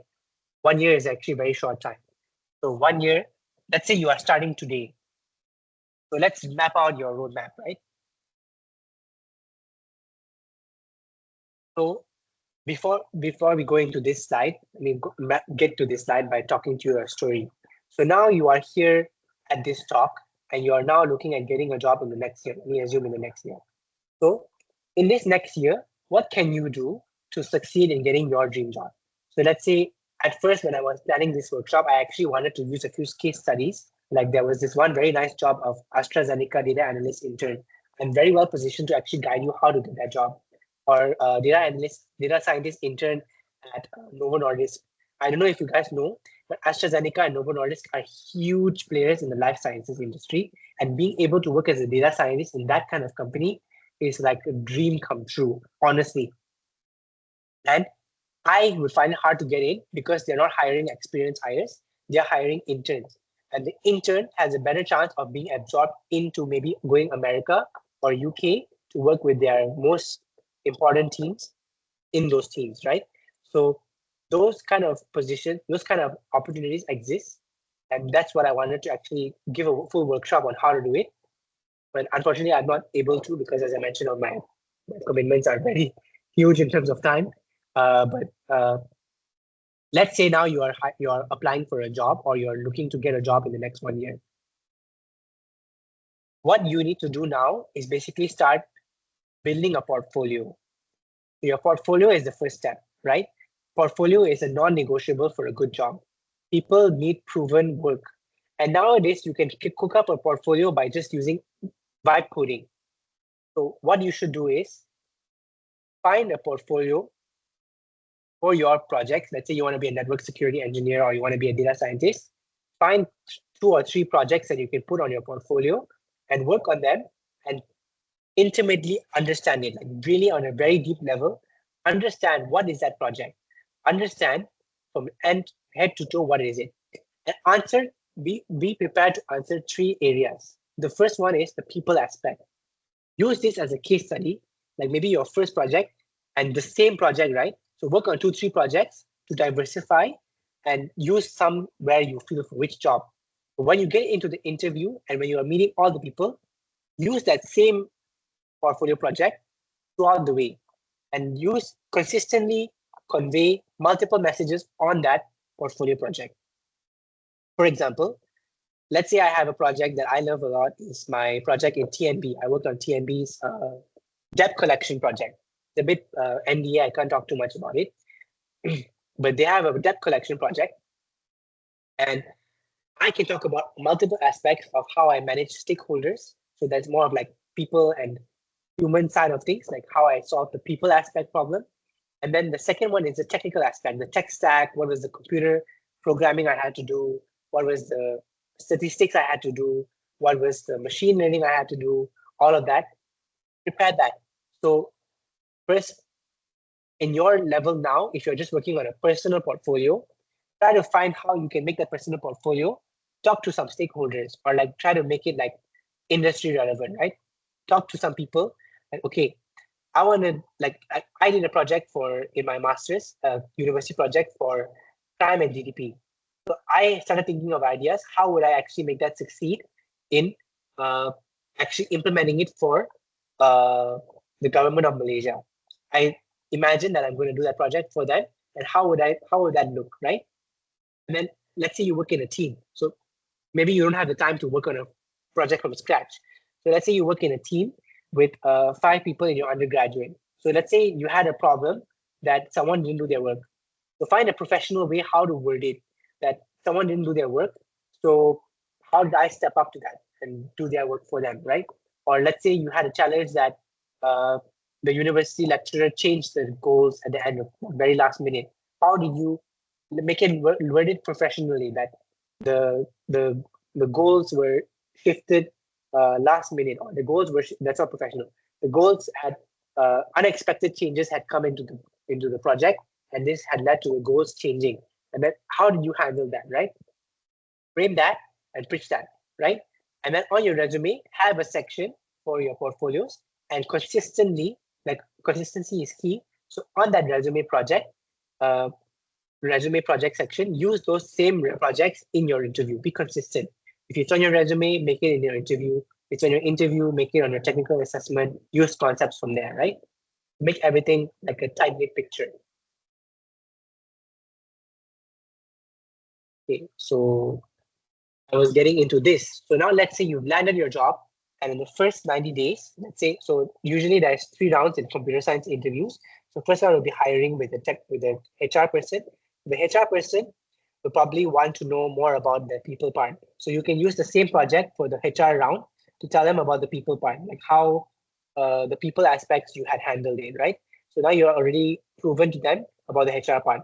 And icing on the cake, let's say you really want to do a wow HR round interview, a little tip and trick I'll teach you is that you should go and read on the company website, or go and ask Gemini, do a market research or research, like Gemini deep research, about the ethos.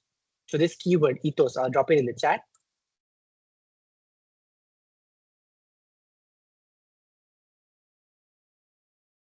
Ethos or company values. So HR people love this. When you talk to HR people, you tell them that I want to, by the way, you can lower your hands, those that are still lowering their hands.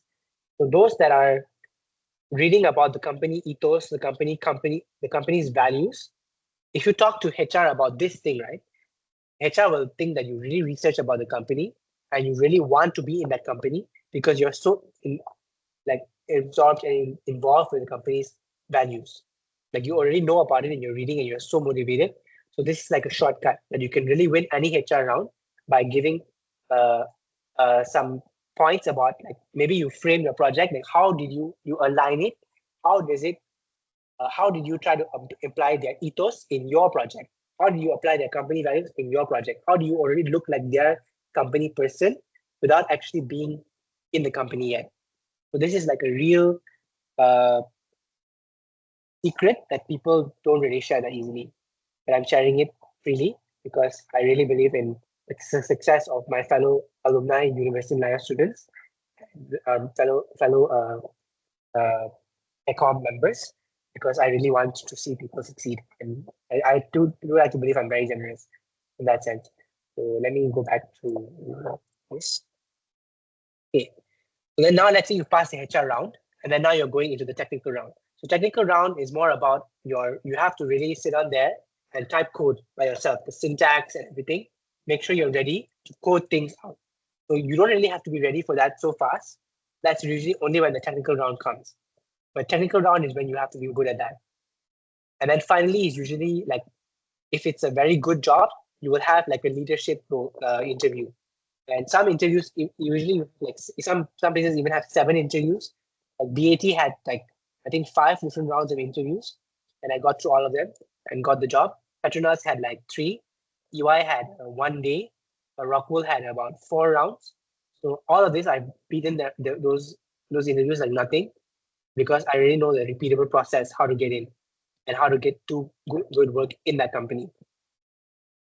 So commonly there is like the HR, technical, and leadership. So leadership is where you talk more about general direction, like North Stars, and also like more about how you bring value to as a larger whole, like how not like you're in a lead position, but more of like who you are and where you want to be in the next 5 years, this kind of thing, right? Like technical's not going to ask you that.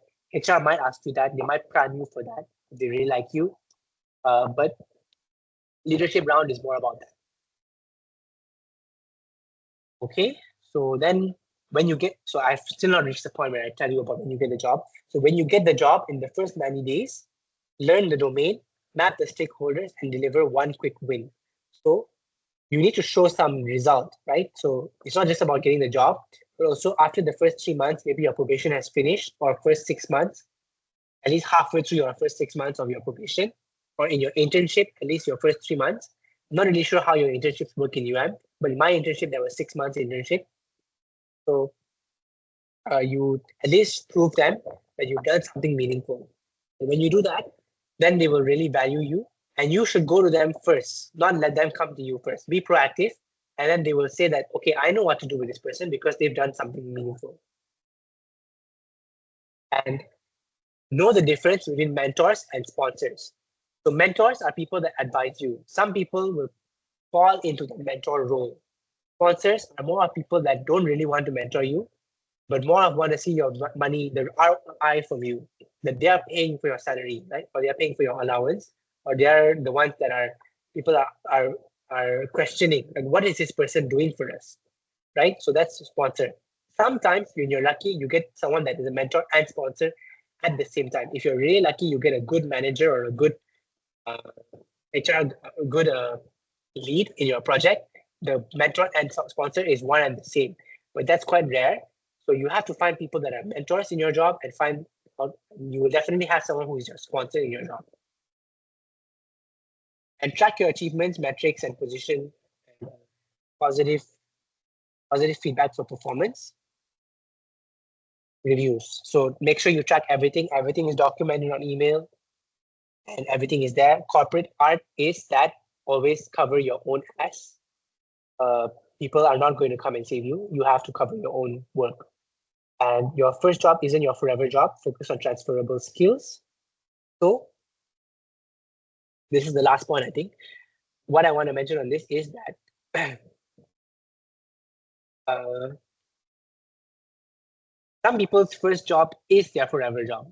And that's perfectly fine. That's perfectly, if you're perfect, like BAT has a lot of those people. People that join BAT one day and they are happy in BAT forever because BAT is a really nice company. Some people jump around a lot. I'm one of those people that's jumping around a lot.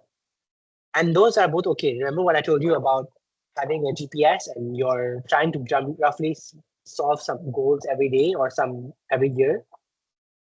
At least you're moving in some direction, it's good.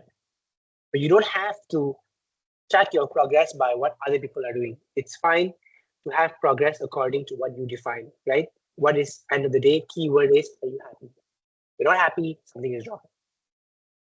If you're not happy now, how can you make yourself happy in at least the next 3 months, 6 months, 1 year, 2 years, depending on how bad your situation is? And here what I'm trying to say is that if you're someone like me that jumps around a lot, how do I succeed in multiple organizations is by having transferable skills. So like, that's why it's very important to not just have a job, but say you have a career. So if you have a career, I have a career as a data scientist. I can go anywhere there is a need for a data scientist. I'm not a data scientist at Petronas. I'm not a Petronas employee. I'm a data scientist. And even with data scientists, it's quite flexible. I can jump to another industry. I can, if I'm so happy about life sciences, I might end up becoming a life sciences process expert or life sciences IT expert, something like that. So it's flexible, right? You can plug and play different aspects of what makes you most happy. And that's what you should strive to achieve in your life. Okay, I noticed I've not been pausing enough for questions. Maybe people are already overwhelmed with too much information. This is my style. I like to overwhelm and then not show up for very long. Because I think a lot before I actually deliver something. Okay, so I'll go into the last part, which is key takeaways. So treat your professional identity as an active portfolio. Think like a recruiter to eliminate hiring risks. Build a network before you desperately need one. And now is back to the Slido. Before I go back to the Slido, does anyone want to go back to any specific section of the presentation?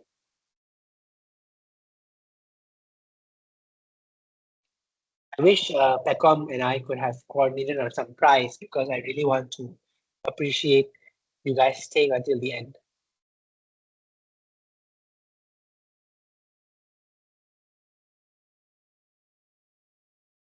Okay, so there is no questions in specific, so let's go into the Slido.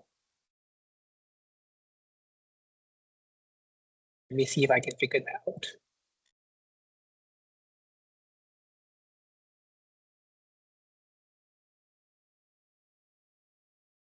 Yes, the real prize is the friends made along the way.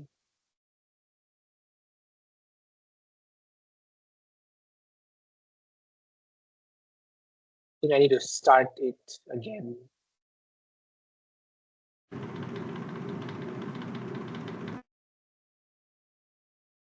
Or what happened? Do you want me to start the summarize question?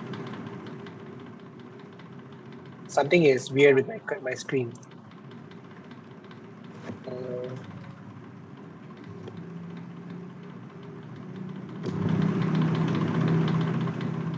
Something has gone wrong with my screen. Sorry, yeah.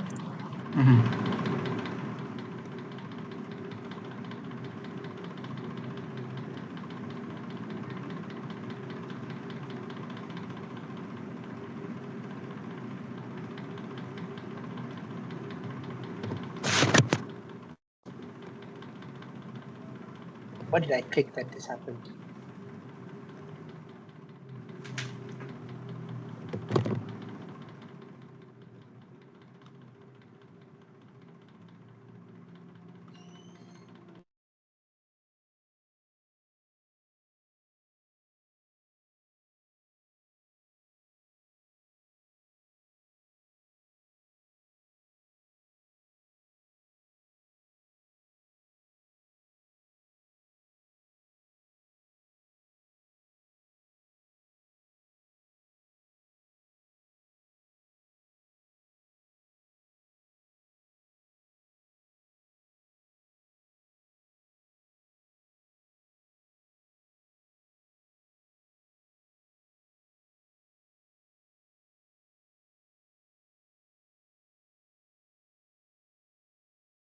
Let me restart my PC. I'll be right back. Okay.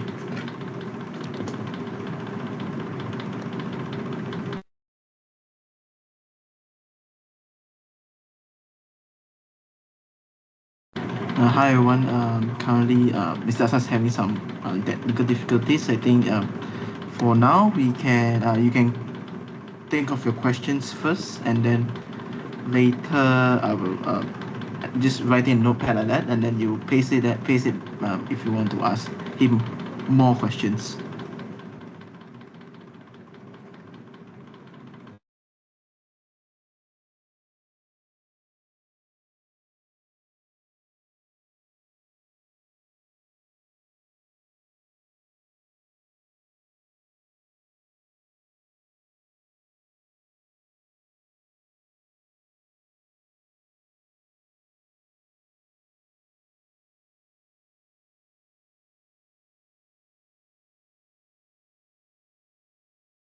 I by accident activated the magnifier.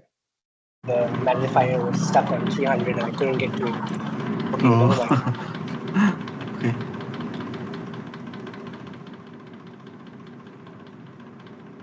Okay, let's go back to it.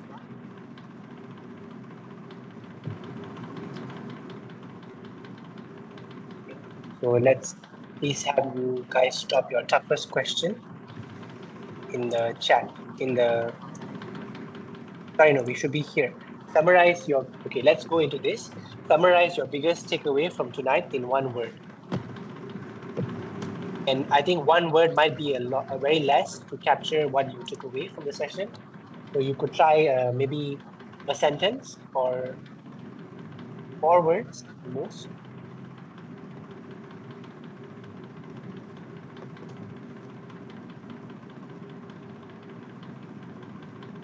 And we can also simultaneously have anyone that wants to unmute to share their thoughts while we're waiting for the answers to come in.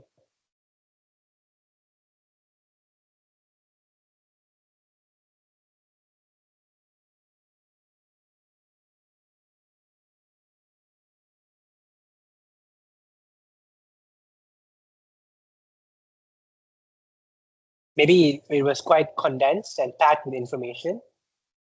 So if you don't have anything in particular, or if you have many things in particular, you can share multiple things. I think you can vote multiple times, right? Let me know if you can.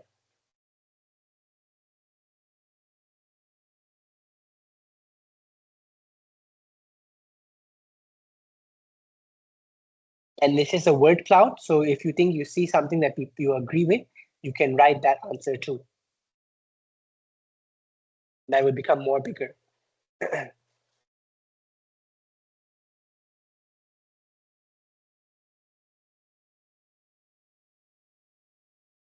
So we have 29 people in the call.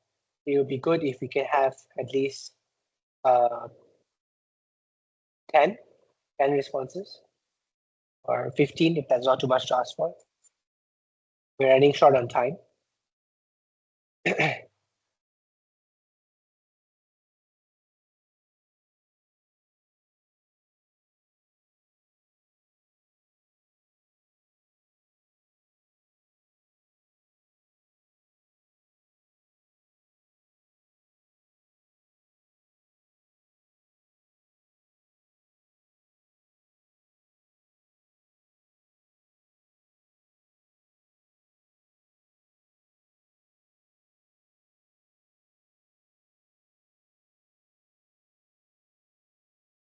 Okay, so I'll go into it. So yes, portfolio is the number one. So I think maybe I had been able to give guidance to you guys how to design a portfolio, maybe some level, or you were exposed or aware about what is a portfolio, right? I'm very happy to hear or to see that you guys are very motivated. It's very reassuring. I have been told before that I'm quite motivational. I don't know how true that is, but maybe from this cloud, we can kind of gauge that it is helpful for you guys. Connections, that's good. Also technicality, accountability, inspiring. Yes, let's talk about accountability a bit. So I think what might have resonated in you guys is how do you climb up the career ladder, right? So that's where you found that accountability is one of the things that makes you climb up. So that is something that is quite a secret actually. People don't really share much because they want to gatekeep. There's not that many places up there for people to get higher jobs, right? Like higher jobs in their career. So they kind of gatekeep that. How did I climb so much? Oh, I did this, I did that. But no one really tells you that it's accountability that made them climb. Meritocratic, yes. I like to believe life and generally everything is meritocratic, but there are definitely barriers in terms of uh, discrimination and whatnot. But generally, like speaking, I believe that life is very meritocratic. Reliability, yes. So with accountability comes reliability.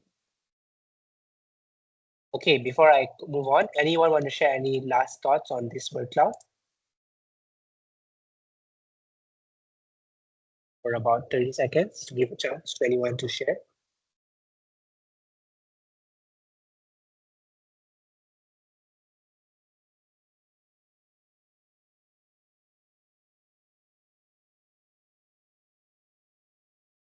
Okay, I guess I'll take that as a no.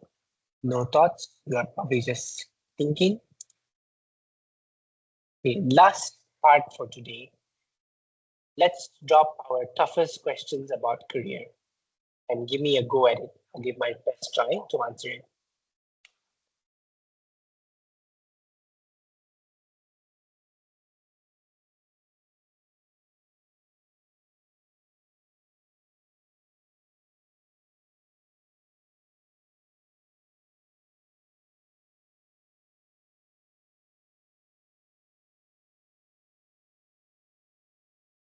Okay, so since we're short on time, I'll immediately start answering and just keep the questions coming in. So the first one is, as a data scientist, what does your typical workday look like? So what does your typical workday look like and what tasks do you focus on most? Do you need comprehensive knowledge from A to Z on Python libraries to code and data science concepts? So this is what I was talking about, right? That when you move into a lead level, there's no really tasks. People don't give you tasks. It's more of you to figure out what needs to be done and giving your expertise and knowledge to guide the general direction of the project or projects. So it's more about me. How I style my work is that I give myself tasks. So I treat myself like I'm an execution level guy, and I give myself tasks. Like, okay, this is what I need to do, and this is the direction I'm heading and where I'm bringing the team with me. Do you need comprehensive knowledge from A to Z on Python libraries? So you do need comprehensive knowledge in some things, but it's a kind of a myth that you need to be a master of everything. There are certain things that you will have as gaps, and what really gives you like leeway is that you admit where you don't know. There is a very beautiful aspect to admitting what you don't know, and that really, when you admit what you don't know, people think of you as more credible because they know you're not talking about things that you don't know, and they think they know what you are talking about are things that you really do know. Okay, technology changes so fast. How did you balance learning the basics with learning new tools? So there is actually a very specific way you can do this. So generally, people advise in an IT or computer science field, you should at least allocate 1 hour per week on learning new things. At the very least, you can do more and maybe more on weekends, but at the very least, on a Friday, maybe 1 hour of your time. If you're in a good company that manages to respect this need, you will probably get that automatically. But if you are not in such a good company and you need to fight for your time, then maybe you really should try to really fight, protect that time of at least 1 hour per week to learn new things. And learning the basics is something that you do more of before you even get in the job. You should be looking at job uh, advertisements. That gives you a lot of information about what's going on in the market, like job postings.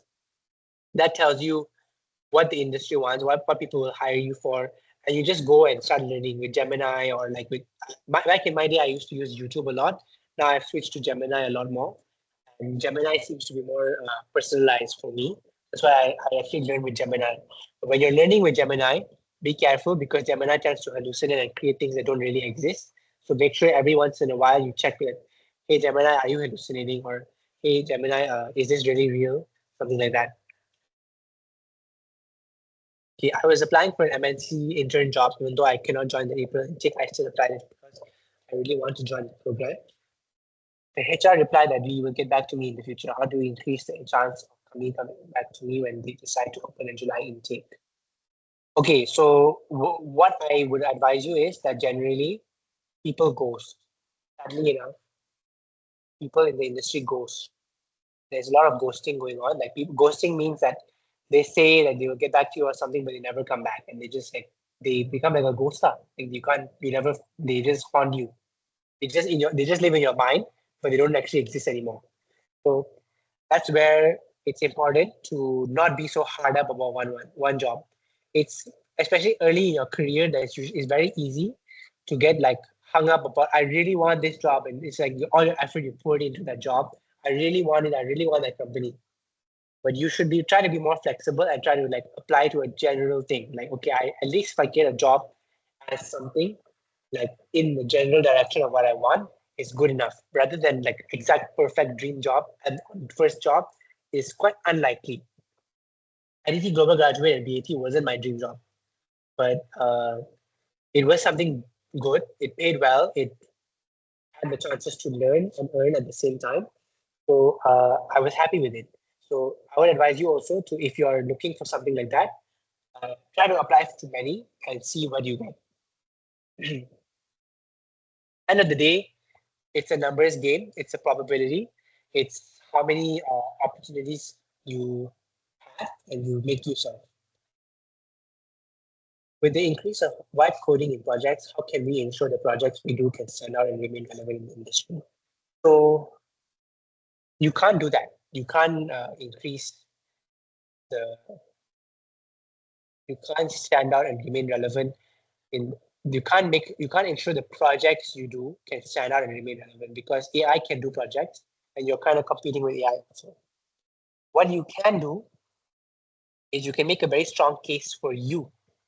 You as the vibe coder, or the person that coded the project, what do you bring to the table with the AI? So that's where you prove it in interviews.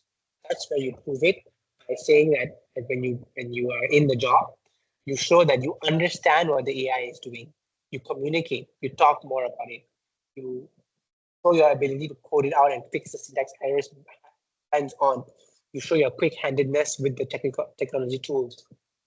So my general rule of thumb is if I spend half a day vibe coding something or coding something with AI, I spent at least the 2.5 or 3 days next trying to make sense of what the hell the AI actually did.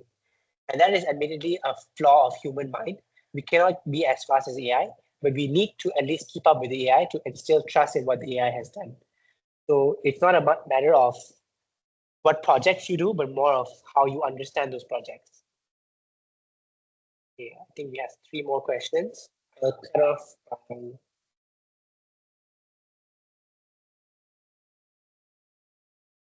It's already 10. Maybe we can go on, but if you guys want to drop on, please do. Drop off, please do. But we'll keep answering questions until I lose my voice. Or okay. What's the best? Okay, this is the last one I answered. So, what's the best way to balance the workload of our FYP with the need to build a diverse portfolio, as you mentioned? Are there any tips you would share in relation to your past experience as a final year student back then to help us? You know, I imagine back when I was in the FYP, right? My whole life was FYP. I sacrificed everything. Didn't go for any friends outings. Okay, maybe I did some because you go crazy if you don't. But I really focused on the FYP. I was day and night coding. So I'm not trying to say that you need to diversify your portfolio in your final year. What I would advise you as your final year student to do is go back into your courses and spend some time creating those projects into your portfolio. Like find back the GitHub repos or like the code and what you worked in your first 3 years. Find the best projects that you love and I feel like you did a really good job in them and put them on your portfolio. So you can diversify your portfolio for very little effort. You don't have to spend split your time with your FYP. Just spend maybe 30 minutes a day browsing what are your previous projects and trying to bring them into your like pretty them up so they can be presented to someone. If you don't really have something like that, maybe spend an hour or 2 hours, at least do something like that to the point that you at least have a diversified list of projects and diversification to try to showcase a few of the different technologies that exist in your space. So those are what I did back in my day, and that's what had happened. I'm 30 years old now, same as you, the respectful speaker, sir. I'm pursuing a Master of Intelligence. I am now. I am expected to graduate. I don't have any prior job experience in computer science. My prior working experience is unstable. May I ask what do you do? But may I ask that do you think my chance of getting a career in AI is high? It's hard to say much without knowing more about you, but generally I don't want to put you down a path of a very frustrating path of doing something and not getting much out of it and being upset. But generally, what I would advise is anyone can break into AI, no matter where you come from. And the fact that you're doing a Master of Artificial Intelligence is already a sign that you are equipped to do that. There is always some way to frame what you've done before that to make it relevant to what you're doing now. So maybe send me a message if you manage to catch my number. If not, I'll send it in the chat again or on LinkedIn. And I will try to help you out more personally if you need that help. But generally, I would say that you don't have to look, you have to find the advantages in what you think are your disadvantages. And you will be able to get a job in AI. And very much so from my initial conversations with you, I might advise you that AI is not for you because maybe you're looking for something wrong in AI or you won't be content in AI because I put a great emphasis on fulfillment and happiness in people that I advise. So I wouldn't want to put you down a path that I feel that from my perspective, you wouldn't be happy. Okay. Which of these recruiters value more, CGPA or hackathon wins participation, or it depends more on the interview? They value everything, but generally speaking, CGPA is the first priority because that is basically the most no nonsense way of saying someone did the work they needed to do. But CGPA also is something that is limited by competition. Only so many people can score a high CGPA because the nature of how the graph, the bell curve works. Only certain other people can get the top echelon of CGPA. So just because you don't have the top echelon of CGPA doesn't mean you can't get a good job. So if you're those people that don't have a top echelon of CGPA, by the way, my CGPA in my bachelor's was only 3.18. You can try to sharpen up your other and polish up your other aspects that are more shining to keep yourself competitive. So let's say like you are brothers, right, or sisters, and you have sibling rivalry. Your elder brother is like very good in one thing. So of course you wouldn't feel good about chasing your elder brother doing the same thing. You should try to differentiate. How are you good in something else? And that's how you keep yourself in the game. As a current senior scientist in TNG, what would you advise to a final year student who is really interested in joining life science field as data scientist? What I have done is doing a medical related FYP. I'm really keen to know what I can do more. Well, actually, I'm not someone that did a medical related FYP, and I did get into J&J, and I'm only now discovering my passion in life sciences in my recent time. So what I would advise you is that if you're really, really passionate about it, make that be seen and known to who you're applying to. And we can also definitely have a chat in detail on how we can make that happen, right? What you can do more is, it's hard to say what you can do more without knowing what you are doing, but I think you're already doing something right in the medical related field. What I would say is try to understand the medical related field, read more about the taxonomy and the general place where it belongs, right? Like where does your work belong? And try to understand what kind of companies are doing that, where you need to go so that you can make that shine immediately. And you don't have to have it shine immediately also. It could be something that shines in a few years from now. You might even find in a few years from now you don't like life sciences so much. That's what happened to me, right? I was actually going to go into Xamarin Mobile Apps when I was graduating, but then I changed to data science. So that's very normal. But if you're really like covering going into life sciences as a data scientist, and you really want to, like, let that be known. You could start by letting me know who you are and reaching out to me, and I can help you directly. How to overcome the ever tricky visa landscape? Okay, this is the same question. Especially those without experience. It's like literally I have to get minimum 5K job after my graduate pass. It's just to be able to be in Malaysia. 10K minimum to bring future family to Malaysia. I'm not really sure. I'm not really the best person to answer this question because I don't really face these challenges. But what I know is that companies don't follow it so blanketly about getting the visa, and there's some like teething issues like how in implementing that policy. So while that policy might look like what it is, on the ground there are actually more opportunities than it might seem. So it's more about, if I want to be more specific about international people in the audience, I would advise you to go for MNCs and international companies, or don't be so hard up about getting a job in Malaysia. One of the benefits that I read about computer science when I was first applying to computer science was that computer science is a very flexible field in terms of where you study. So computer science is more about, I kind of get a sense in your language that you feel very disadvantaged by the fact that you're international. I would try to urge you to find what makes you strong, because end of the day, everyone has disadvantages. It's basically how you play to your advantages. So one of the advantages is that you're in a computer science degree, and computer science degree is something that nobody really cares where you study. Like if you study in Malaysia, you study in India, you study anywhere, the fact that you study computer science is already enough for them. And why that is so is because computer science shows more, not in where the brand that you studied at, but what projects and what coding skills you have. So things that would be useful for you is to go to things like lead code, right? Be top 1% in lead code, and everyone wants to hire you no matter where the hell you come from. Be a Kaggle Grandmaster. Be the most popular person on LinkedIn. Like do something that gives the person no chance to say no to you, and they will hire you. But admittedly, it is challenging, and times are changing now because because the government is at a dilemma, right? The government wants to do something for the Malaysians so that their wages can go up. The government also wants to help the internationals bring in their knowledge into the space, right? So it's a kind of a balancing act by the government, who to favor, like how to give more opportunities to Malaysians, because the wages of average fresh graduate is very low. So they're trying to boost all the wages for all fresh graduates, because 3K is not enough to survive in today's world.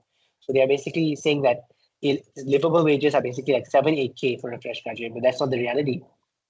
So whatever the government is doing should kind of stir things towards that direction. And all we can do is like literally how things work. Okay, I'm getting a bit dizzy because I've been talking too much. I don't know when to stop, but let's take this as the last question. How do you see international internship program? Is it possible to get an internship at Singapore during bachelor's final year? Yes, why not? I don't see any reason why not. But that would really, Singapore is extremely competitive. That would require that everything you're doing is very top of the mileage, the top of the cream of the crop, like whatever you're doing, and you have to be realistic, right?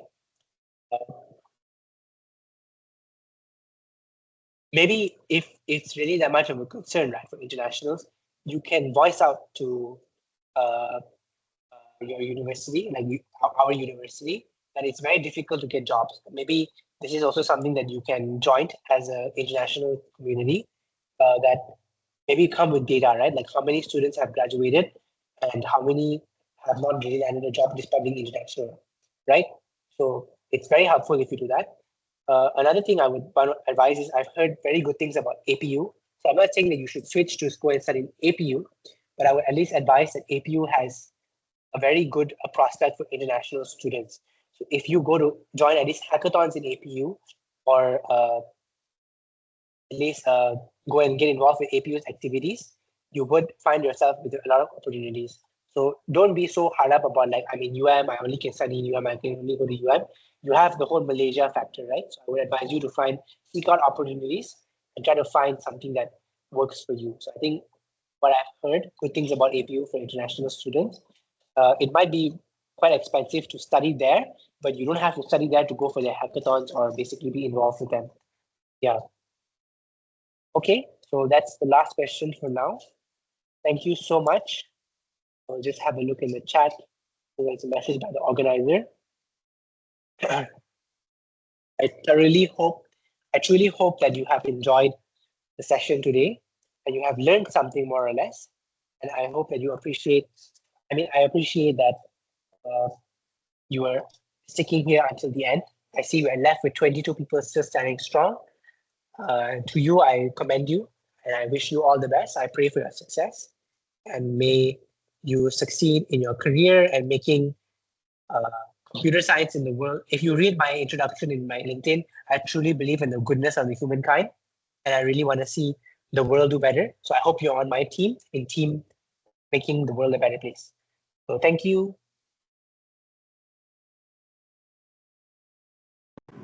All right, thank you everyone for joining.